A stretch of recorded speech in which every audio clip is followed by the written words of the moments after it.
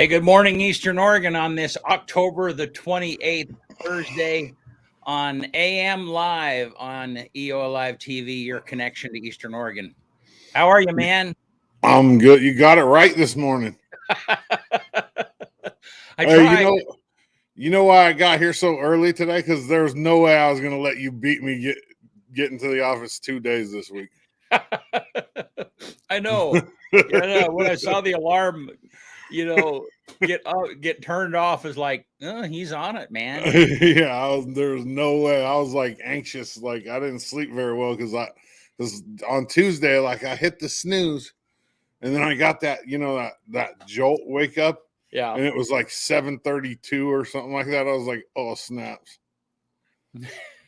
You want to know what else I realized? I didn't even notice it when I was editing yesterday. I dropped the S-bomb on my sports show yesterday. The S-bomb? Yeah. Yeah. That's funny. I guess that's better than some other bomb, though. Yeah. It was in context, though. I mean, it's not like I wasn't just going on a rant. I was quoting a text that I got, but I didn't even realize it was just so. I was talking to Max about we were talking about his free throws, and his dad said, "Well, I guess he doesn't want to hear you give him any more about it." Because he shot like 18 and 19 from the free throw line this weekend. Wow, who did? It's pretty good, Max. Yeah, Max. Yeah. Yeah, Tim Koza spicing it up a little bit. Hey, if people know me in real life, I spice it up. I try not to, but wait, isn't this real life or is this not real life? Well, I don't know. This is kind of pseudo. This is right. This is a lot closer to real life than some of the other stuff that we do, just because it's live. And yeah, that's very true. Very true. Yeah, and the other stuff we try and keep our opinions out of it, and this one is a little bit more of an opinionated thing. So yeah. Hey, I got a joke for you. Okay, I'm ready. All right. Did you hear that there's a Star Wars and Back to the Future biopic coming out soon? A what? A bi? Yeah, like a biopic. So like a crossover. It's okay. I've never heard the word biopic, but no, I didn't. I think that's the word that it's called. Okay. Yeah, a biopic. Yeah. Okay. You want to know what it's called?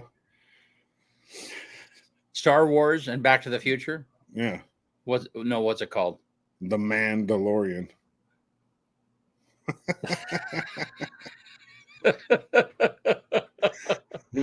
Yeah, I guess. Yeah, I guess there's some truth there. There is. Yeah. So, what do we got? Well, I don't know. Let's talk about weather. Let's bring on the camera and we have the opportunity to bring in the weather guy.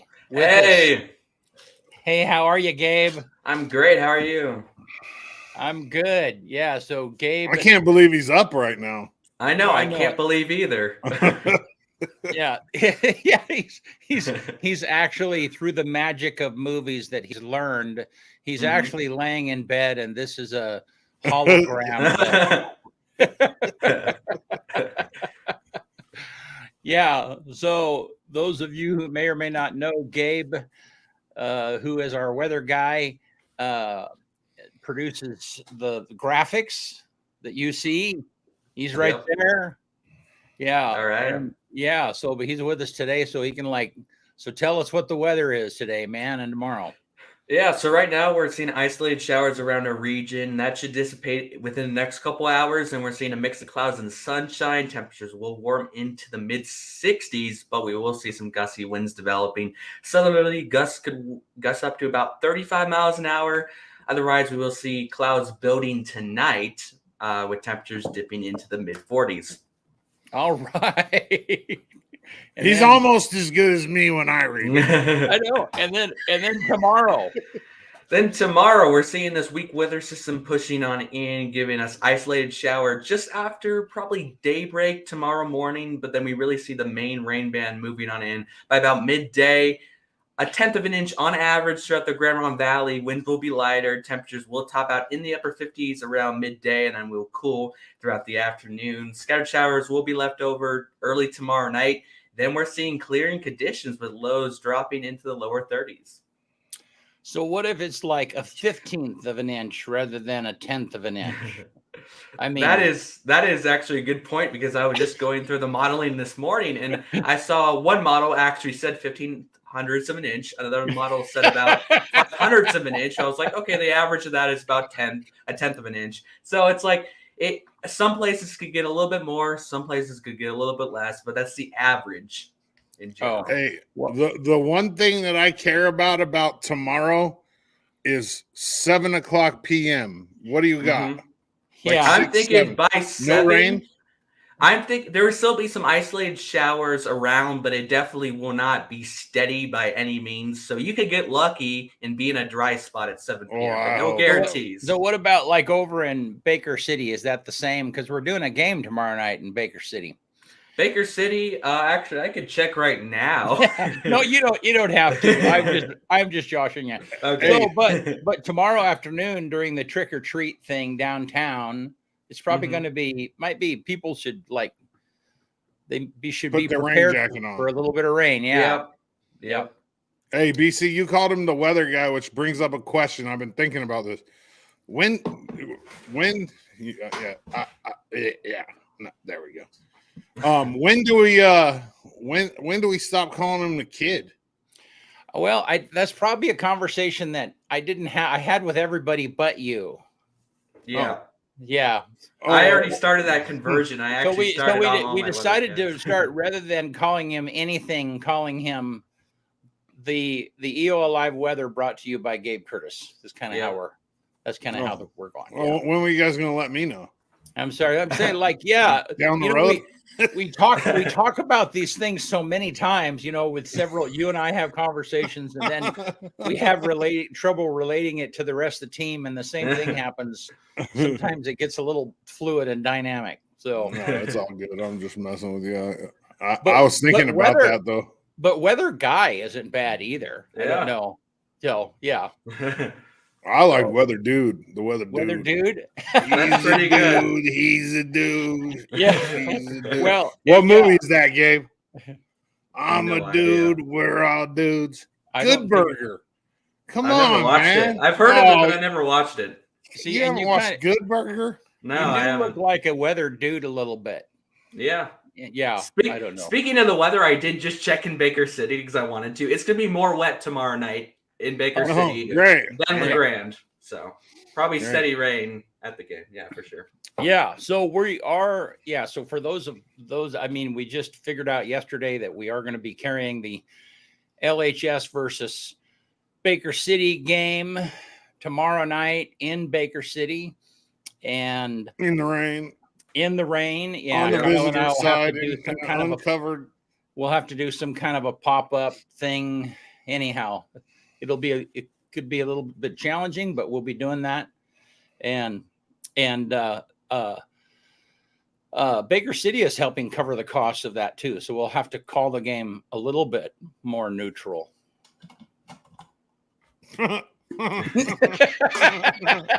That's funny. If possible. Yeah, I don't know. Hey, maybe we need to find a Baker guy to do it then.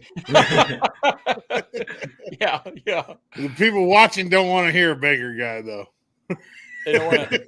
What are you talking about? There's going to be Baker people watching. There might be a few. Yeah, there will be. I was really nice to the Ontario fans, actually. Yeah. One of them wants to come on the morning show. What's that? One of the Ontario fans wants to come on the morning show. She's a teacher in Ontario. Oh, that's funny. That'd be cool. All right. Well, hey, so Gabe, I'm sorry, what's our next thing?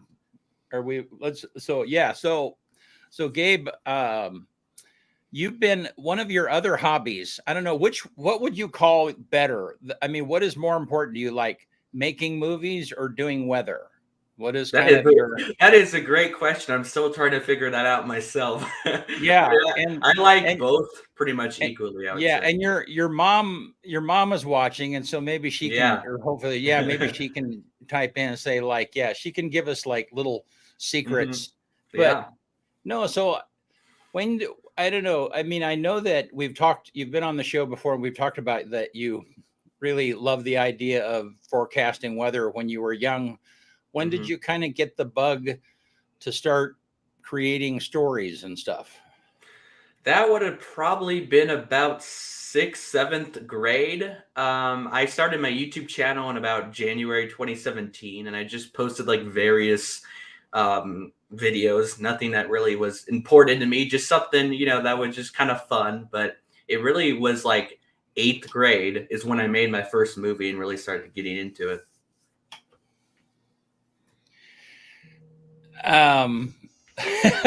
And so then how did you get into something more serious? I mean, when did you finally get into doing like a longer story? Mm-hmm.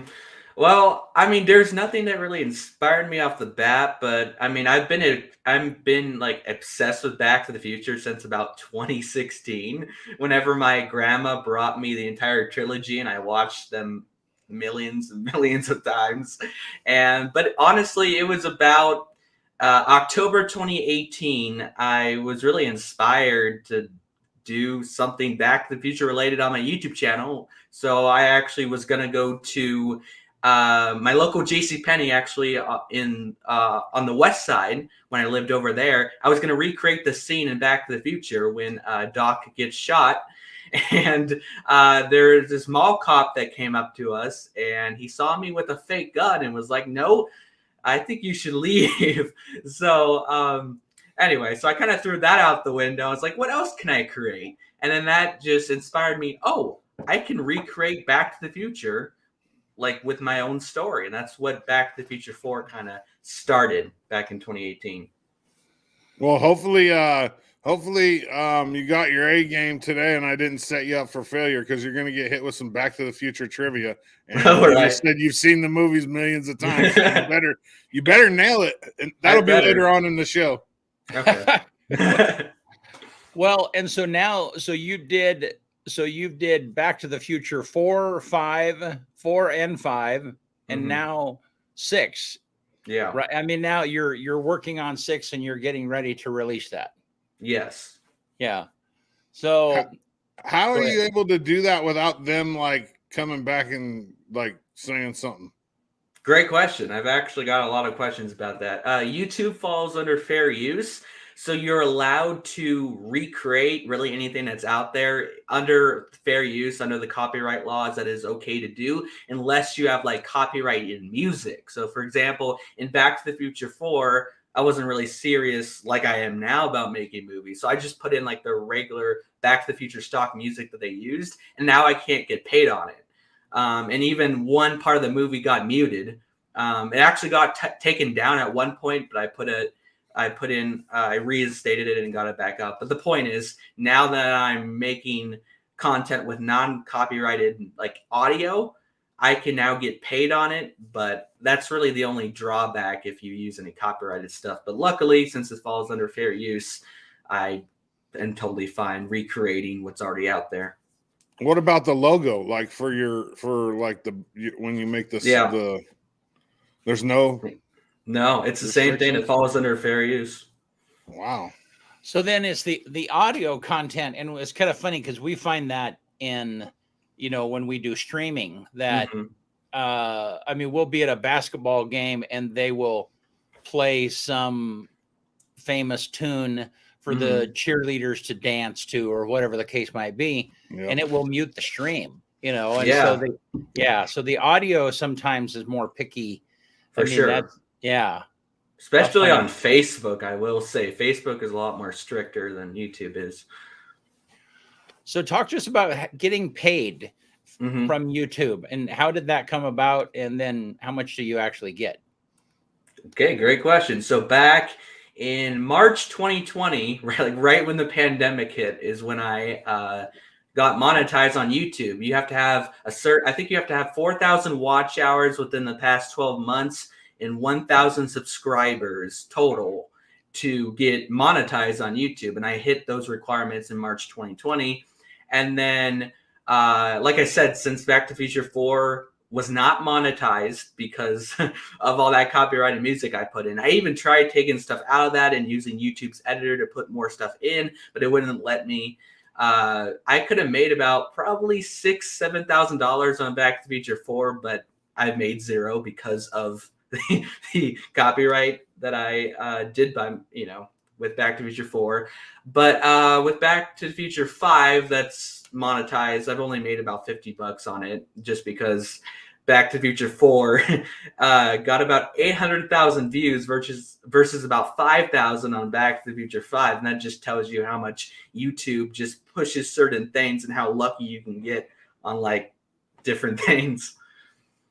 So on on Back to the Future 4, then it just kind of caught fire and people started watching it. Yeah. Basically the main reason was about a couple months before I released Back to the Future 4 in May 2019. Basically the writers, Robert Zemeckis and Bob Gale, Back to the Future, came out and said, we're not going to do a Back to the Future 4 as long as we're alive. And then basically YouTubers came out with like these clickbaity thumbnails and YouTube videos talking about, will there be a Back to the Future 4? And then everybody clicked on that. Well, around the same time when I released my movie, people searched Back to the Future 4 and then clicked on mine and was like, what is this? This wasn't what I was looking for. Oh, interesting. So it was just good timing. Yeah. And so then the movies that you have written, have you recreated the story, or you're extending the story? Kind of tell us how the story goes of what you've done.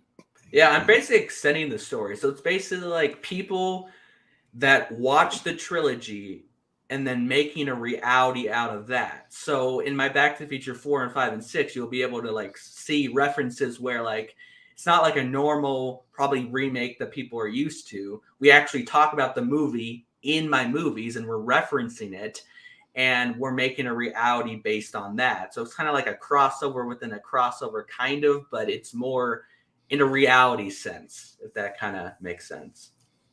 So then the story is the stories are people who have watched the Back to Future movies. Mm-hmm. And then, well, so then how do some of the references, how does some of the mystical parts of the Back to the Future, the time shifting and the vehicle and how does that get into the stories? Yeah. So basically Back to the Future, it's all about, the flux capacitor, at 1.21 gigawatts using plutonium, their energy source, that facilitates in the flux capacitor, speeding it up to 88 miles an hour. And specifically for Back to the Future, it's a DeLorean. With my movie, we do have a flux capacitor. I actually made my dad and I actually made our own time machine. We built it, and we call it the time pack, and it holds the time circuits and the flux capacitor in it.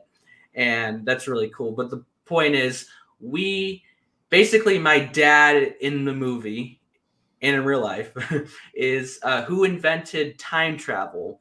So he watched all the Back to the Futures and he tried all these different variables like 88, 90, 100 over and over again with the time circuits and the flux capacitor. Nothing ever worked. So in the story, we use 11,000 RPMs, which mostly is only achievable on a motorcycle. So our time machine is a motorcycle speeding up to 11,000 RPMs using our time pack, which is again holds the flux capacitor, and our energy source is not plutonium. It's actually a secret alien energy source from Area 51. You just said that your dad created time travel in real life. That's not what I meant by that. I mean, like my dad, who plays my dad in the movie and in real life. Yeah. Where are you guys going when you're time traveling? Lots of places, future, past, pretty much everything. Well, fun. Well, it sounds great. It sounds really interesting. And so you're getting ready to release Back to the Future 6. And since then, your production skills, part of that has been part of that is because we threw you in. We were a part of throwing you into some production. Yeah. For those of you that don't know, we have a relationship with Elgin Opera House, and in fact, I just talked to Terry, and starting beginning of November, we're officially a sponsor and all of that. And so, anyhow, we've had Terry's a personal friend of mine, and during the pandemic, Terry and the crew were doing High School Musical, which required that it be completely captured on video and then presented via that way, streamed. And so then I needed filmmakers. Terry talked to me about it, and I needed people to help with that. And you and Tim Koza were the ones who primarily carried the whole thing. So we provided the equipment, and I kind of gave you guys the technical advice and kind of produced it and oversaw it. But you guys are the ones who did the filming and a tremendous amount of editing and pulled that all together. And so that, I think that really, up to then, before then, you shot 4 and 5 and shot and edited on your phone, right? Yep. Yeah. Okay. And so then Back to the Future 6, now you're editing on Premiere, on a PC, and and so anyhow, so your production skills have like taken a leap forward into the future. Well, into this future. For sure. Well, yeah, and you did, and I mean, when I look at the stuff that you did with your phone, it's like, that's crazy. I mean, I can't imagine the amount of hours that you spent. I know. Doing this, yeah. So anyhow, we have a trailer. Let's look at the trailer that you just released, and then we'll talk about it. All right. Are you gonna do that, Kyle, or am I? Come on, man. I cannot believe you actually put it in the trash can. What are you thinking? I'm sorry. Oh, no. Trust me, I don't drink alcohol. I don't make good decisions when I drink. I learned my lesson about 15 years ago. All right, ma'am. I'm going to have to take you in. What the? Put your hands on the car. Put your hands on the car. Why would Rodney steal the energy source and use it to create a flux capacitor? And then what's this dirt bike got to do with it? I'm going to get to the truth of this no matter what it takes. No! You bastard! You promised!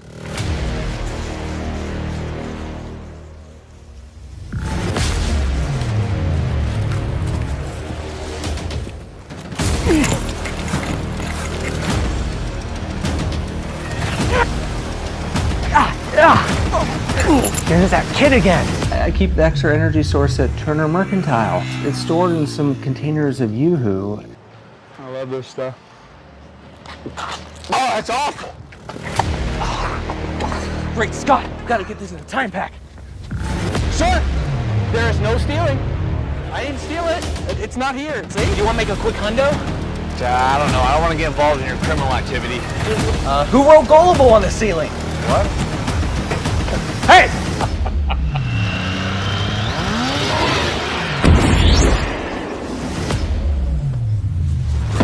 Holy paradox.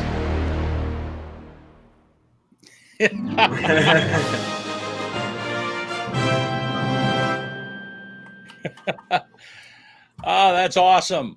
Thanks. Funny thing is Bennett would really fall for that in real life. Like, he really would. I mean, it's like you'd be like, "Hey, Bennett, look." Yeah. So we have,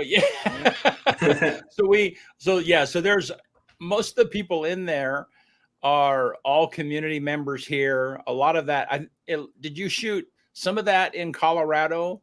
And some of that, but most of it's shot here, right? Kind of fill us in on the people that have been a part of this, and then also where you've been shooting at. Yeah, so a lot of people in it are definitely from here. We got obviously Tim Koza, one of my great friends that I filmed High School Musical in. He's also featured in the movie. Bennett, one of the editors here at EO Live, had really fun with that. We got in contact with the manager at the Elgin Chevron and got it shut down for a couple hours, filmed and that was really fun to do. And I also got some more of my friends from the Opera House, like Abby and Zen are also really good friends out at the Opera House. Even Terry, the artistic director at the Opera House, is also in it. He's one of the villains in the movie. And that was obviously all filmed here. And then we were still filming about 25% of that over on the west side because, Back to the Future 4 or 5 took place on the west side too. So we filled in kind of that 25% on the west side. And then Ernest, who actually was the villain and also Back to the Future 5, we brought him back to film some shots in Portland. And then he stayed with us for a few weeks over here. And we got the opportunity to film that with him. So that was fun. He's the lead villain actor.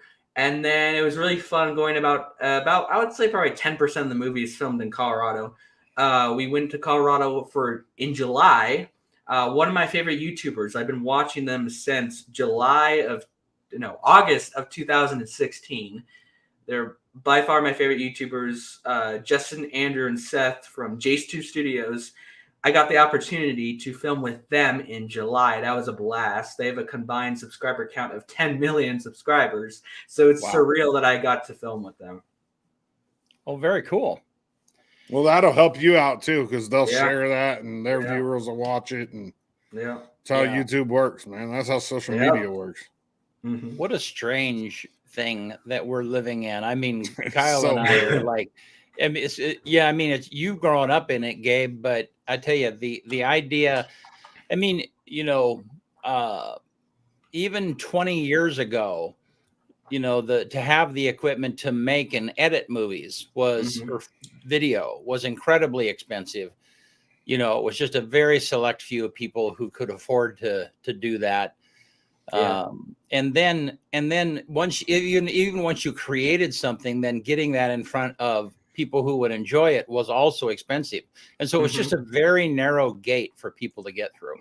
Yeah. And that's just changed. Huge. Oh, yeah. Everybody and their dog's making YouTube videos now. Right. Yep. But what's funny is that's across the board in a lot of the artistic things. I mean, you think of the number of young artists that have come about because of the talent shows. Which one was the first initial one, and now The Voice and there's just so much more exposure. Now you can take someone, they can be in the middle of India somewhere, and if they have a good voice and they get in front of a camera and have a unique skill, literally the whole world can discover someone who never would have even been listened to in the past, So it's just a wild thing. Yeah. So, well, I think we're ready for some trivia, man. All right. Let's see how well. Think you're gonna do well? Knows, yeah. I think he's gonna. I didn't make it really hard. Okay. All right. Question number 1: what's the license plate on Doc's DeLorean say? Out of time. Question number 2: what song did Marty and his band play for the dance auditions? Power of Love. Who wrote it? Huey Lewis. What's significant about Huey Lewis? In what terms? In the movie. He's I don't know. He plays one of the judges of the talent. Oh yeah. Show. I knew that, but I didn't know what you were asking. Well, what's significant in terms of the movie with Huey Lewis? Okay. Plays one of the judges. Yeah. What was the name of Marty's band? Oh gosh. Okay, this one is stumping me. I know this, but I'm blanking out right now. Got you flustered. Oh, come on. I know it, but I can't think of it right now. Man. I don't know. I completely forgot. We'll come back to that one in case anybody else wants to answer it. But nobody with the last name of Johnson's allowed to answer it. You already answered this one, but we'll ask it anyways. What speed did the DeLorean need to reach in order to begin time travel? 88 miles per hour. Who did Doc obtain the plutonium he needed to use the time machine Who gave it to him? Libyan terrorists. Why? Because he wanted, he said he was going to have the Libyan terrorists build him a bomb. Well, they thought that Doc was going to build a bomb for them. Yeah. Right? Yeah. Yeah. And then one more question, the bonus question. In the very first one in 1985, Marty and his family sit down for dinner. What did George, Marty's dad, pour into his bowl? Oh, come on.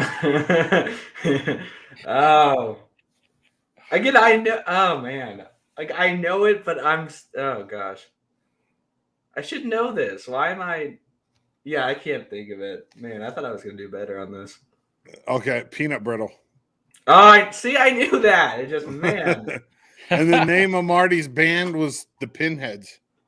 Again, I knew it, but I was stuck for some reason. Well, hey, here's something kind of fun. I actually drove a DeLorean before. Really? Yeah.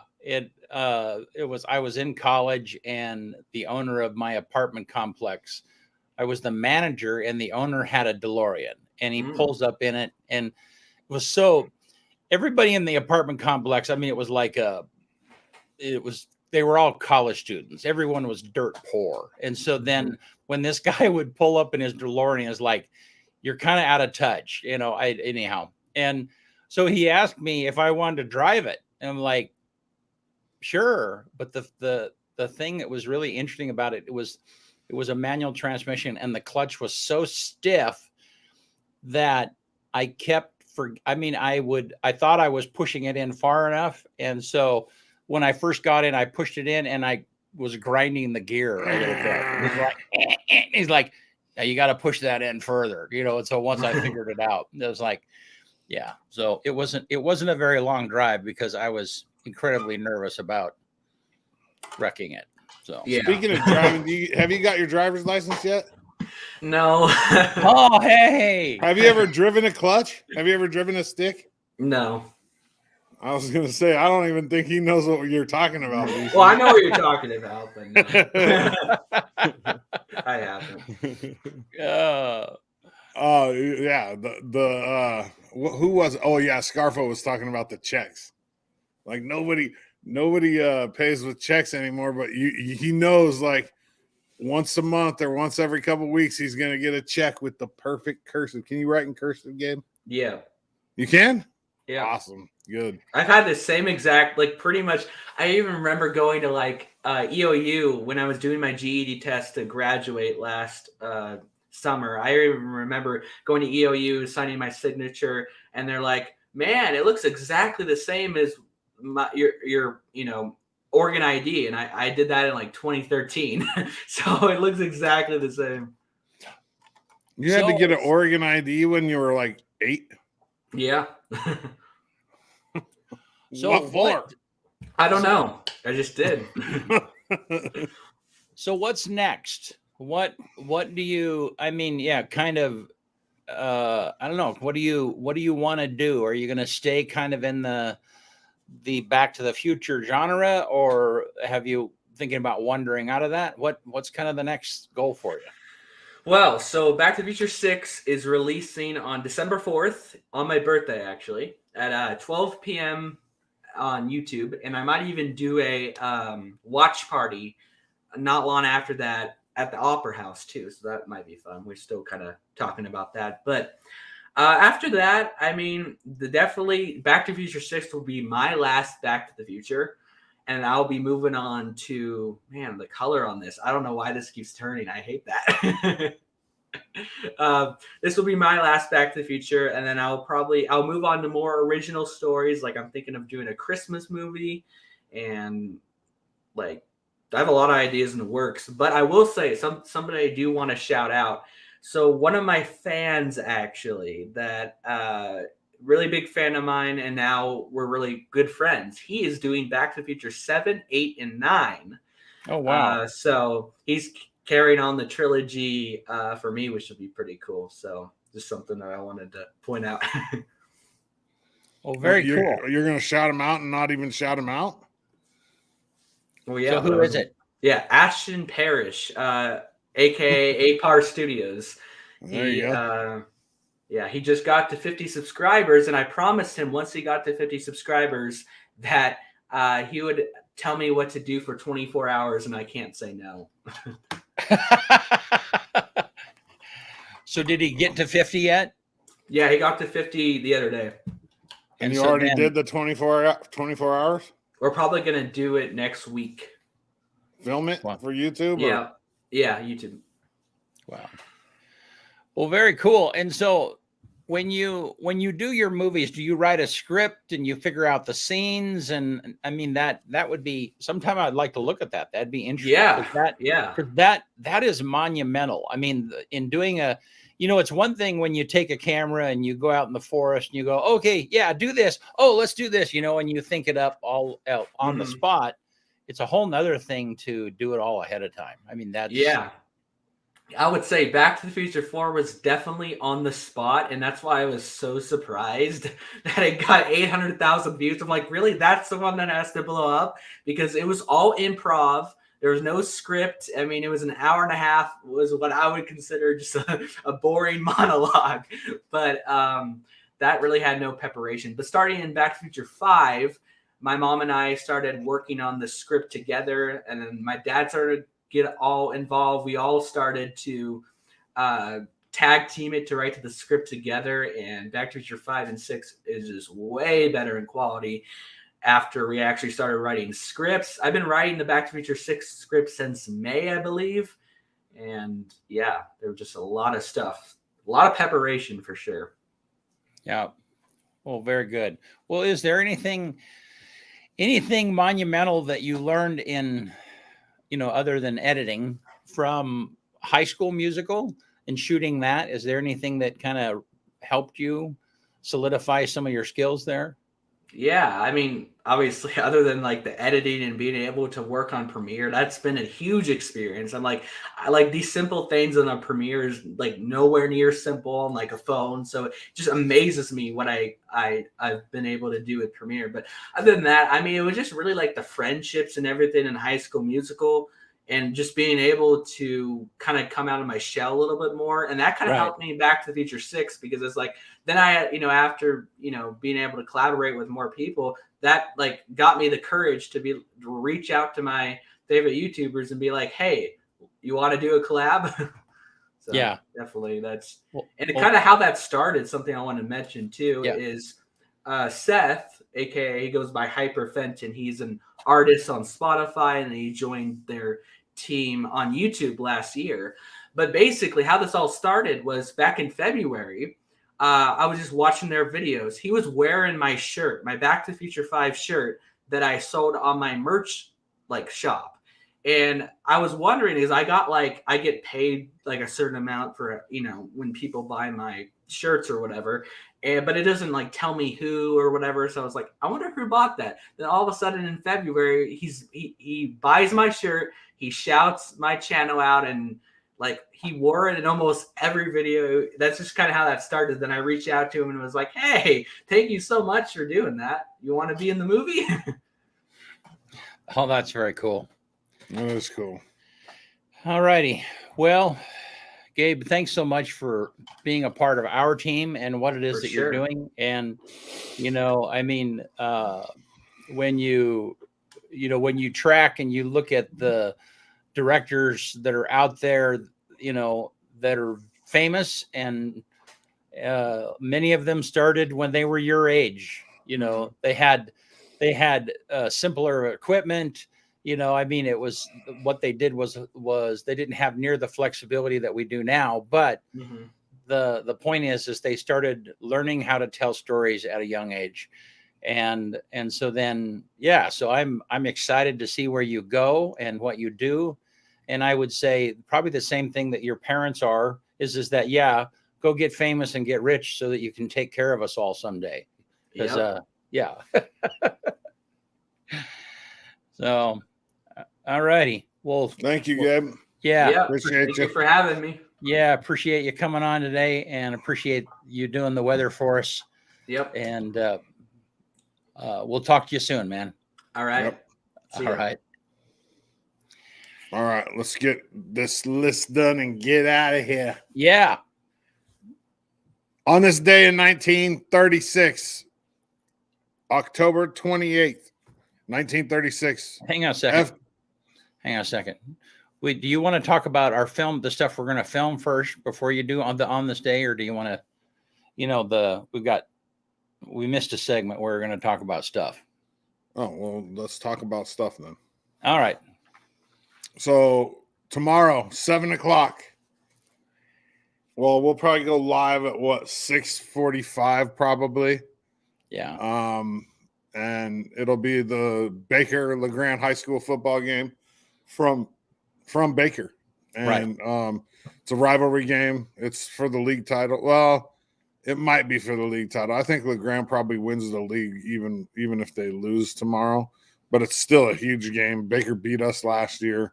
There's been a lot of social media jibber jabber and trash talking. So 6:45 we'll go live tomorrow night.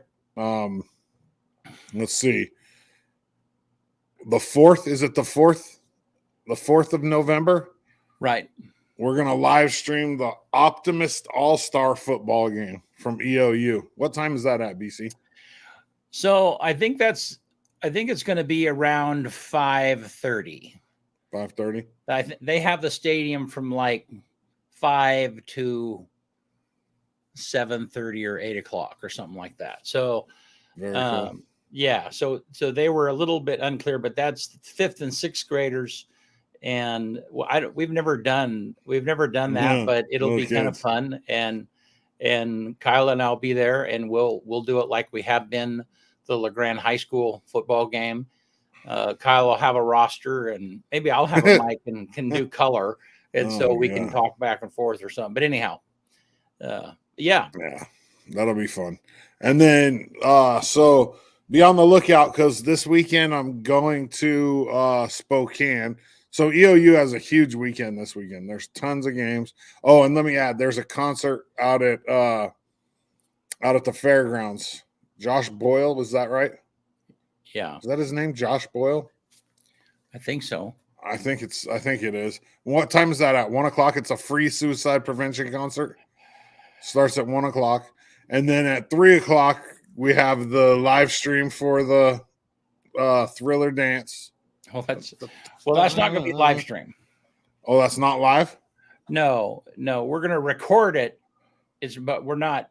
I guess we could do it live, but yeah. I mean, no, that's up to you. Yeah. Yeah. Okay. And then this weekend I've been some sponsors have made it possible for me to ride with the EOU men's basketball team. Like, I'm going to be in the van with these guys and just with them all weekend as they go play the number one team in the country, the number one NCAA team in the country, with probably the number one draft pick this year in the NBA on that team in Gonzaga in Spokane. So I'm going to be doing a bunch of live hits and, giving the sponsors love, and I'll put out a list of the sponsors as soon as I get it all nailed out, and it should be awesome. I mean, I'm so excited. Like, it's like once in a lifetime trip for these kids, for these guys, and